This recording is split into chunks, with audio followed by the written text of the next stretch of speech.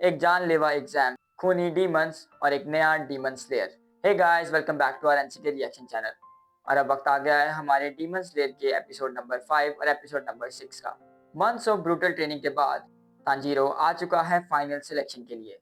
ये final selection का process एक ऐसी पहाड़ी पे है जो कि जिसके चारों ओर हमें विस्टेरिया फ्लावर्स देखने को मिलते हैं।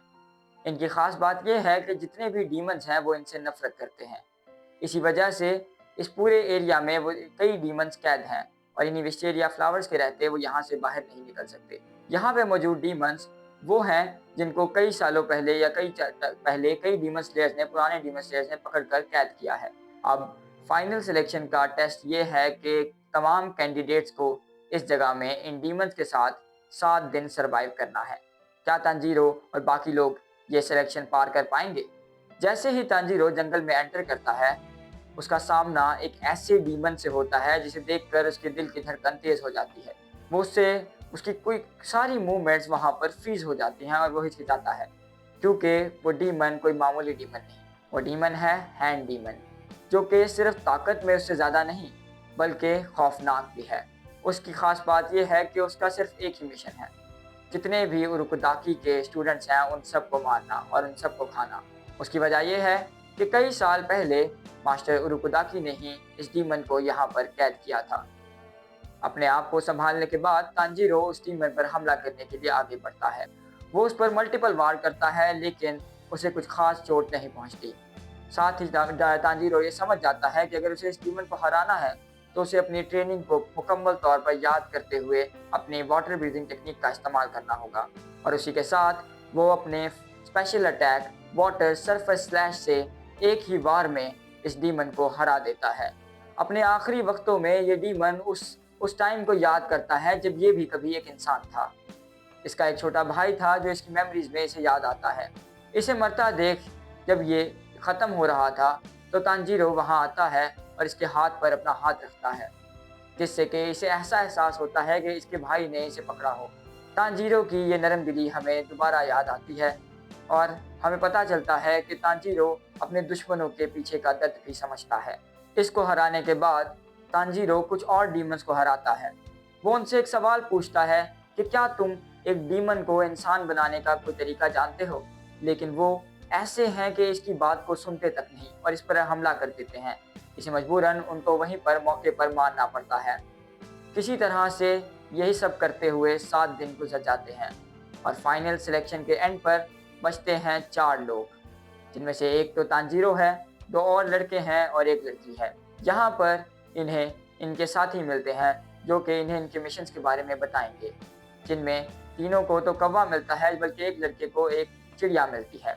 अब फैसला करने की बारी इनकी ये है कि अपनी तलवार के लिए किस मटेरियल को यूज़ करें। तांजीरो अपनी आंखें बंद करता है और उसी तरह से एक पत्थर को चुन लेता है। यहाँ पर इसे इन सबको डीमन स्लेयर का कॉर्पोरेशन का यूनिफॉर्म भी दिया जाता है। ये उसे लेकर वापस जब मास्टर उरुकुदाकी के घर पहुंचता है तो उसे दूर से नजर आता है कि नेज़ुको वहीं पर बाहर खड़ी है। बात दरअसल ये है कि 2 साल से जब ये ट्रेनिंग कर रहा है, जब से मास्टर उरुकुदाकी के पास है, नेज़ुको एक डीप स्लीप में है अपने स्लम्बर से, पर वो जब उसे जागता हुआ देखता है तो उससे रहा नहीं जाता। उसकी आंखें भर आती हैं और वो फौरन से उसकी तरफ दौड़ कर जाता है। अगली सुबह हमें देखने को मिलता है कि एक शख्स तांजीरो के पास आता है तलवार लिए।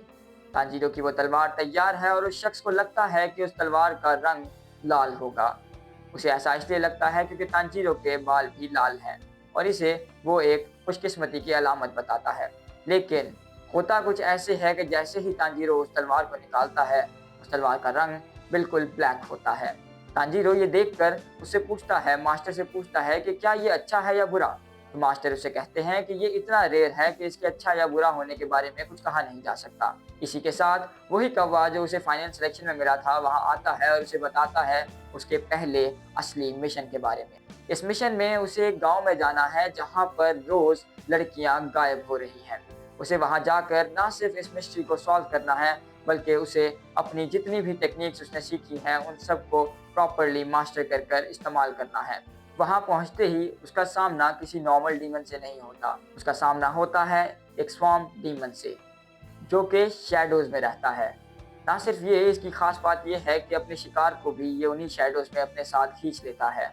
अब तांजीरो यहाँ पर अपनी वाटर ब्रीदिंग टेक्निक का इस्तेमाल करता है मल्टीपल टाइम्स, लेकिन हर वार के बावजूद वो इन डीमंस को कोई रियल डैमेज नहीं दे पाता, क्योंकि ये डीमन असल में सिर्फ एक डीमन नहीं, बल्कि इसने अपनी बॉडीज को 3 अलग हिस्सों में बांटा होता है। और इसी के साथ इसके साथ 2 साथी भी मौजूद हैं। एक वो शख्स जिसने एक साथी को एक लड़की को खोया है, जो कि इन्हीं डीमंस ने जिनका शिकार इन्हीं डीमंस ने किया है, और एक वो दूसरी लड़की जिसका ये शिकार होने से बचाता है। इसे ना सिर्फ इनका सामना करना है, इनको हराना है, बल्कि उन दोनों की रक्षा भी करनी है। मल्टीपल टाइम्स कोशिश करने के बाद जब ये नाकाम होता है तो ये फैसला करता है पूरी पावर से उनमें से एक डीमन की तरफ दौड़ने का। जैसे ही ये वहां जाता है तो पीछे से दूसरा डीमन उन दोनों पर हमला करने लगता है। ये जैसे ही इसका ये पीछे मुड़कर जब उस पर देखता है तो ये उसकी रेंज से बाहर होता है, लेकिन वहीं पर एंट्री होती है अचानक से नेज़ुको की। नेज़ुको उठकर उस पर हमला कर देती है और इसी के साथ ये एपिसोड यहाँ पर फिनिश होता है। नेक्स्ट एपिसोड के लिए अगर आप लोग एक्साइटेड हैं तो इस वीडियो को लाइक करें, कमेंट करें, शेयर करें दोस्तों के साथ, ज़्यादा से ज़्यादा चैनल को सब्सक्राइब करें और हमेशा की तरह थैंक यू फॉर वॉचिंग।